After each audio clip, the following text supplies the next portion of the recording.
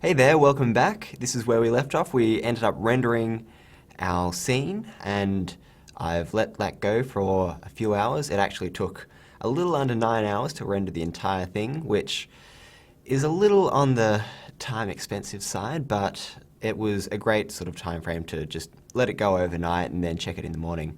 So here are all my renders here. I've got my AO pass, or the ambient occlusion.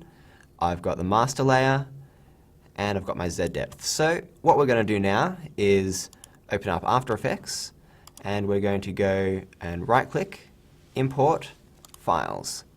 And so we're going to go along to Documents, and then into Maya, then into Projects, the cubes, and all our images are stored in images here. So we'll click on the first one and make sure that PNG sequence is ticked and go open. And now if you look here, we've got everything's brought in at 30 frames a second, but if you remember, we actually worked in 24 frames a second, so I'm going to right click, go to Interpret Footage, go to Main, and I'm going to change that to 24. Click OK. And now to import, instead of right clicking, you can just go Control I, and that will bring up our screen again. And I find details much easier to just go and find, so I'll maximize that, and then I'll go and get the master layer. Sequence is ticked, open, and Control Import, and come down here and grab my Z depth and open. And these I also have to change to 24 frames a second, so I'm going to go Interpret Footage, Main, 24, Interpret Footage, Main, 24. Okay, now by default, by dragging and dropping your file into this empty area down here, it will create a scene for you that's already set to the correct time with the right frames per second and everything like that. So here we have our rendered shot, and we're just going to play that through and see what it looks like. And that's looking pretty nice. I'm quite happy with that. But now we've actually got these other layers as well that we can work with to just try and punch out as much detail and color and just the effect of the shot as possible. So the first one we're going to look at is our ambient occlusion pass. I'm just going to drag that here on top, and if you play that through, you'll see it just looks like a whole heap of white boxes, nothing too special in itself. But if you come down here to the expand, collapse, transfer panels, you'll bring up the mode section, and you can change the mode to usually something in this section will be good. I like using multiply, but you can always use things like color burn as well.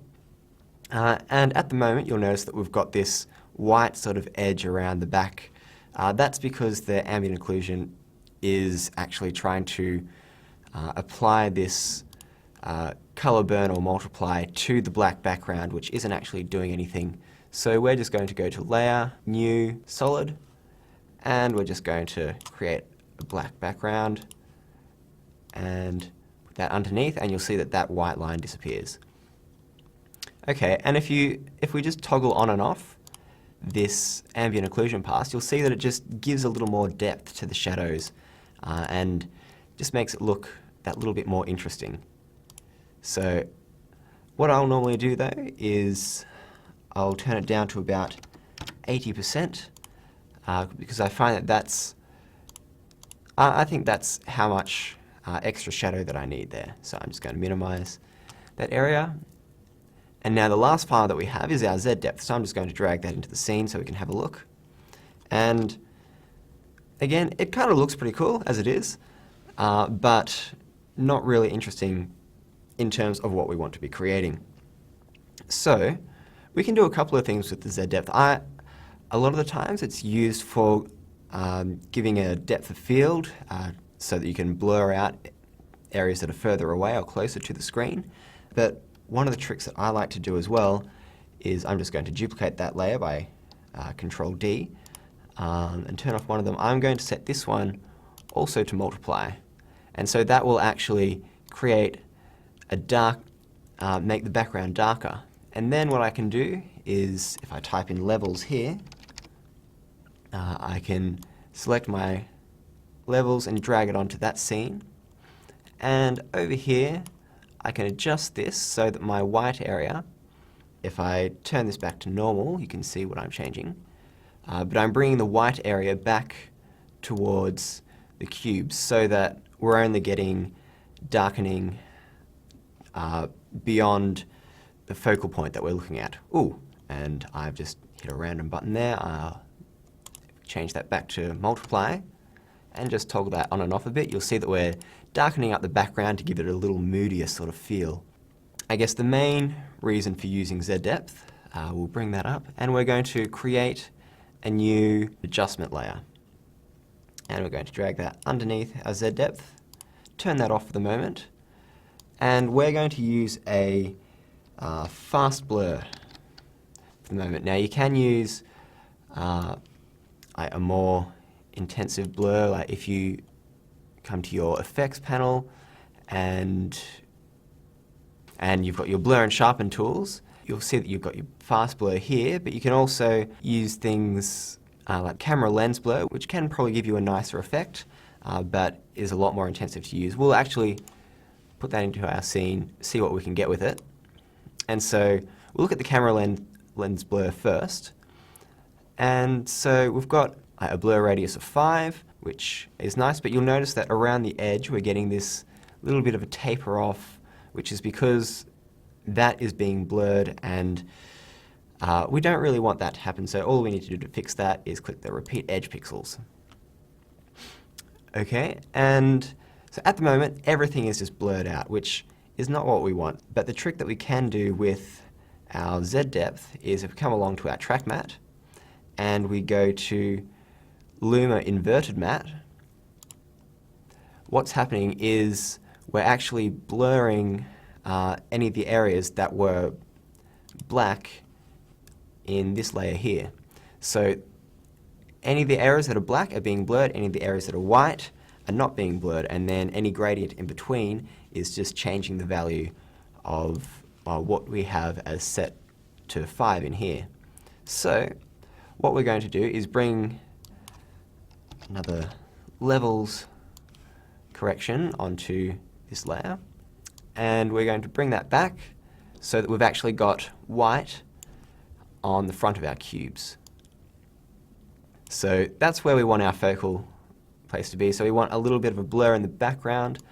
We might actually bring that in a little bit as well so that we get more of a bokeh effect. And so if we turn that layer off again, we'll see that it's actually reading this file, and we can go ahead and you can see the difference that you get from changing these values around, and we can change where the midpoint is as well. So we can use these to change in and out our blur amount. And so once we find a nice sort of crisp sort of edge around in the foreground, and we can actually even play this through, just give it a moment to cache itself out.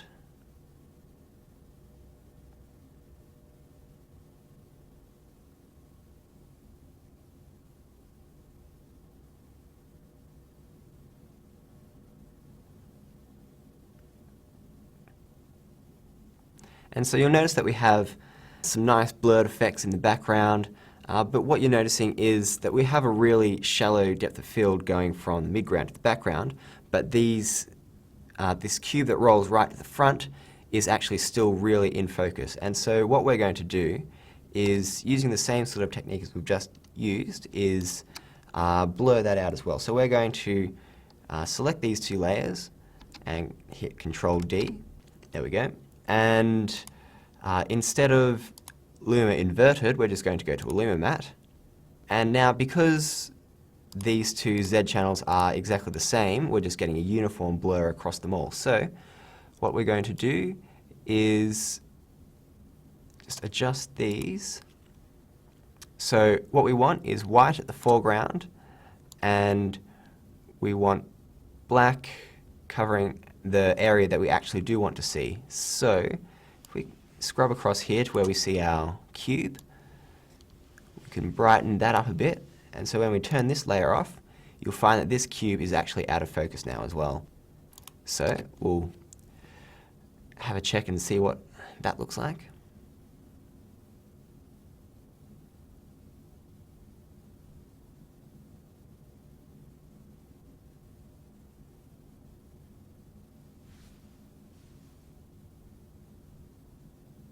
Okay, so we've got our nice little bokeh effect going here, and this is about all that we're going to cover for this tutorial. This is a nice little finished project in itself. We've got some nice slow motion going on, and hopefully during this you've picked up some ideas on how to use dynamics and lighting.